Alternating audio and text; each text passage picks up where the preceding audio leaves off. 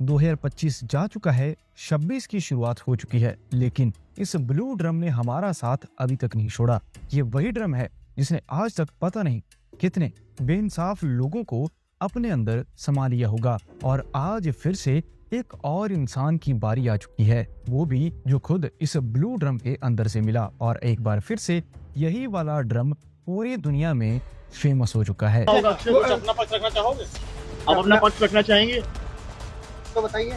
गलती से हो गया था। लखनऊ का नया केस, जिसके बारे में आपने अभी तक बहुत सारी बातें सुनी होंगी, लेकिन अब इसके बीच कुछ नए ट्विस्ट एंड टर्न आ चुके हैं जो कि शायद आपको टोटली हिलाकर रख देंगे। दरअसल ये बातें भी वही हैं जो कि आप लोगों ने इस केस को सुनने के बाद अंदाजा लगाया होगा कि शायद ऐसा हो सकता है या वैसा हो सकता है। तो चलिए ज्यादा टाइम ना वेस्ट करते हुए केस की ओर चलते हैं। वेलकम बैक गाइस, मेरा नाम है करण और आप देख रहे हैं डार्क वाइज।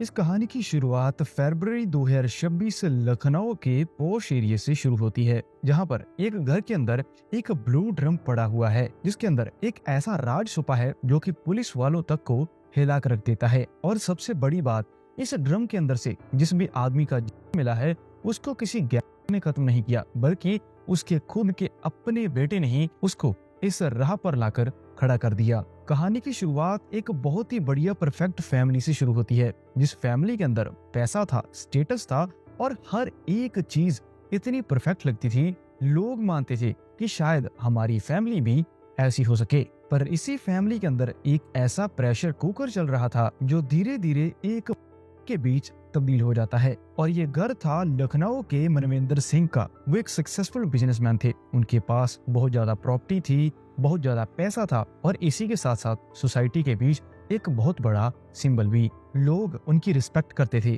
उन्हें मानते थे कि शायद वो लोग भी एक दिन इन्हीं की तरह बन सकेंगे। इस फैमिली के अंदर उनकी एक वाइफ, उनका एक बेटा और एक बेटी थी। Typical upper middle class Indian family. लेकिन घर के अंदर चीजें कुछ और ही चल रही थी। Manvinder Singh discipline, focused and strict father थे। उनकी एक क्लियर एक्सपेक्टेशन थी कि मेरा बेटा बड़ा होकर एक बढ़िया डॉक्टर बनेगा, जिसके साथ उनकी रिस्पेक्ट सोसाइटी के बीच और ज्यादा बढ़ जाएगी। लेकिन मनविंदर सिंह के लड़के अक्षित के दिमाग में तो कुछ और ही चीजें चल रही थी। उसके सपने डॉक्टर बनने से बहुत ही ज्यादा बड़े थे और कुछ अलग भी। दरअसल अक्षत का इंटरेस्ट था बिजनेस के बीच। आप लोग भी जानते हैं, बहुत बार ऐसा होता है कि जो चीज जिंदगी के बीच फादर करते हैं, अक्सर ही उनके बेटे को भी सेम चीज करने का मन होता है, और यहाँ पर भी सेम वैसे ही था। अक्षत को लगता था कि बिजनेस के बीच उसके पास ज्यादा फ्रीडम होगी, और इस चीज के बारे में जब उसके फादर को पता चलता है तो फैमिली के बीच असली कॉन्फ्लिक्ट यहीं से शुरू होता है। अक्षत के दोस्तों के अकॉर्डिंग वो एक टिपिकल प्रिविलेज लड़का बन चुका था। लेट नाइट आउटिंग्स, ज्यादा पैसा खर्च करना और लग्जरी लाइफस्टाइल जीने की ये चाह जो कि उसके अंदर खुद अपने फादर से आई थी। और इसी के साथ सबसे इम्पोर्टेंट बात, उसको अथॉरिटी से प्रॉब्लम होनी शुरू हो चुकी थी। अक्षत को कंट्रोल पसंद नहीं था जो उसके फादर उसके ऊपर दिखा रहे थे। वो अपने फादर के रूल्स, करियर प्रेशर से लेकर बहुत ही ज्यादा तंग आ चुका था। उसके ऊपर एक ऐसा प्रेशर आ जाता है जिसके अंदर हर एक इंसान सोचता है कि मेरे पास अब जो भी है मैं इससे ज्यादा डिजर्व करता हूँ, मुझे फ्रीडम चाहिए। अगर फ्रीडम मिली तो मैं आगे जाकर एक सक्सेसफुल इंसान बन सकता हूँ। जिसका मतलब अगर मैंने फादर के रूल्स माने तो मैं जिंदगी में आगे नहीं बढ़ पाऊंगा और मैं खुश नहीं रहूंगा। और सिर्फ इसी बात को लेकर अक्षित के दिमाग में एक नया विलन पैदा हो चुका था जो कि उसके खुद के फादर थे। पुलिस इन्वेस्टिगेशन के दौरान इस केस के बीच एक नया एंगल सामने आता है जो कि था पैसे का मामला। दरअसल अक्षित ने अपने ही घर से 50 लाख रुपए निकाल लिए थे, वो भी एक बिजनेस डील करने के लिए। और जिस टाइम पर उसके फादर को इस डील के बारे में पता चलता है तो वो गुस्से हो जाते हैं। नॉर्मल सी बात है, इंडियन फैमिलीज के बीच ऐसा रेगुलर होता है, जब घर के मेन इंसान से बिना पूछे कोई भी काम किया जाए तो वो गुस्से हो जाते हैं और अपना रिएक्शन आगे दिखाते हैं। ऐसा ही अक्षित के साथ हुआ जब उसके फादर ने बुरा बोलना शुरू किया और अक्षित को एक थप्पड़ लगाया। अब इस थप्पड़ के लगने के बाद अक्षित अपने रूम में जाता है और सोने की कोशिश करता है, लेकिन सारी रात वो नहीं सो पाया। उसे लगने लगा कि उसके फादर सारी जिंदगी उसे कंट्रोल करना चाहते हैं। इस टाइम पर अक्षित के दिमाग में एक अलग ही तरीके की ऐसी फीलिंग आई, उसे लगने लगा कि उसकी फैमिली खुद उसे डिसरिस्पेक्ट कर रही है। 19 फरवरी की रात घर में सब कुछ नॉर्मल दिख रहा था। डिनर होने के बाद रूटीन की तरह सभी लोग अपने अपने रूम में चले जाते हैं, लेकिन अक्षित के माइंड में एक स्टॉर्म चल रहा था। एक ऐसा एंगर, एक ऐसा फियर जिसके अंदर उसे लगने लगा कि उसके हाथ से सारा पैसा जा चुका है। जाहिर सी बात ही, अगर 50 लाख रुपए अपने फादर की परमिशन के बिना इसी जगह पर लगाए गए हो तो जो नॉर्मल पैसे भी उसे मिल रहे थे वो सभी पैसे कट हो जाएंगे। जो पॉकेट मनी मिल रही थी उसके बारे में भी फादर बोलते हैं कि अब वो नहीं मिलेगी। और इन्हीं सब चीजों को सोचता हुआ अक्षित दूसरे रूम में जाता है और एक राइफल निकाल के ले आता है। इस राइफल को लोड करने के बाद वो सीधा पहुंचा अपने फादर के रूम में, जहां पर बिना कुछ सोचे समझे इसी एंगर के बीच उसने अपने फादर के ऊपर चला दी, जिसके बाद कुछ ही सेकंड के अंदर उसके फादर इस दुनिया से चले जाते हैं। और सिर्फ कुछ मिनटों के गुस्से ने अक्षित को एक इतना बड़ा बना दिया था। अब नॉर्मली जब भी कोई मर्डर होता है तो इंसान पैनिक करते हैं, रोने लगते हैं